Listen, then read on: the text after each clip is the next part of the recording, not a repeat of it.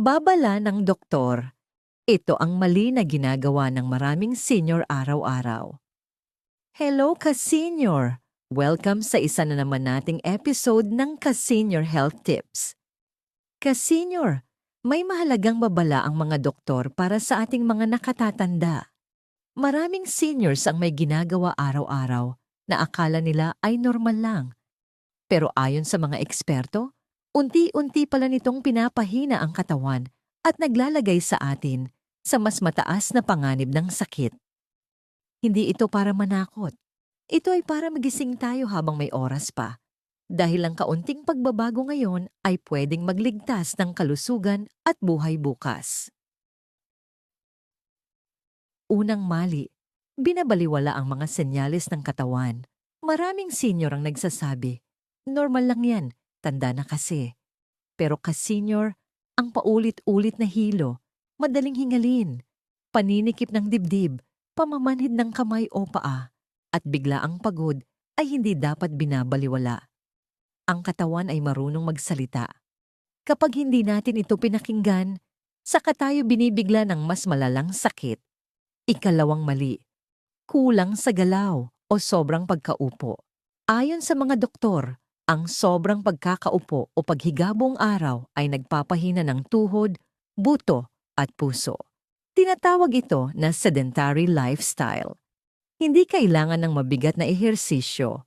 Kahit 15 hanggang 30 minutong lakad, banayad na stretching o simpleng galaw sa bahay ay malaking tulong para sa sirkulasyon ng dugo at lakas ng katawan. Ikatlong mali. Mali at walang kontrol na pagkain. Ka-senior, hindi lahat ng masarap ay mabuti sa araw-araw.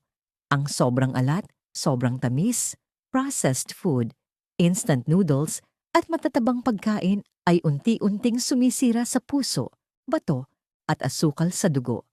Mas piliin ang gulay, prutas, isda, sapat na tubig, at tamang dami ng kanin. Tandaan, ang pagkain ay gamot o pwedeng maging lason, depende sa pagpili. Ika-4 na mali. Kulang sa tulog at pahinga. Maraming seniors ang puyat dahil sa cellphone, TV o kakaisip, pero ang kulang sa tulog ay nagpapahina ng resistensya, memorya, at emosyon.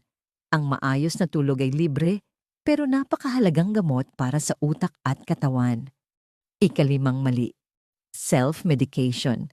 Isa ito sa pinakadelikado.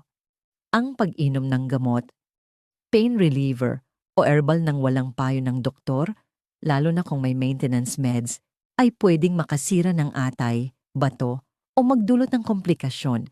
Hindi porke natural ay laging ligtas. Hindi porke hiyang sa iba ay hiyang din sa'yo. Ika-6 na mali. Palaging stressed at negatibo. Ka-senior, ang stress at galit ay hindi lang emosyon. Sakit din ito. Mataas na stress ay nagpapataas ng blood pressure at nagpapahina ng immune system. Matutong magpahinga, huminga ng malalim, magdasal at magpasalamat kahit sa maliliit na bagay. Ka-senior, ang magandang balita. Lahat ng maling ito ay pwedeng itama. Hindi pa huli ang lahat. Hindi mo kailangang baguhin lahat agad. Kahit isang maliit na hakbang kada araw ay malaking tulong sa kalusugan. Paalala po, kung kayo ay may iniindang sakit o umiinom ng maintenance medicines, mahalagang kumonsulta muna sa inyong doktor bago magbago ng diet, ehersisyo o gamot.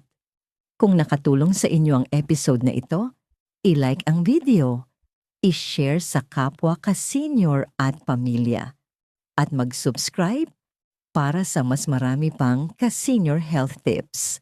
Hanggang sa muli, ingat po tayo lagi at God bless.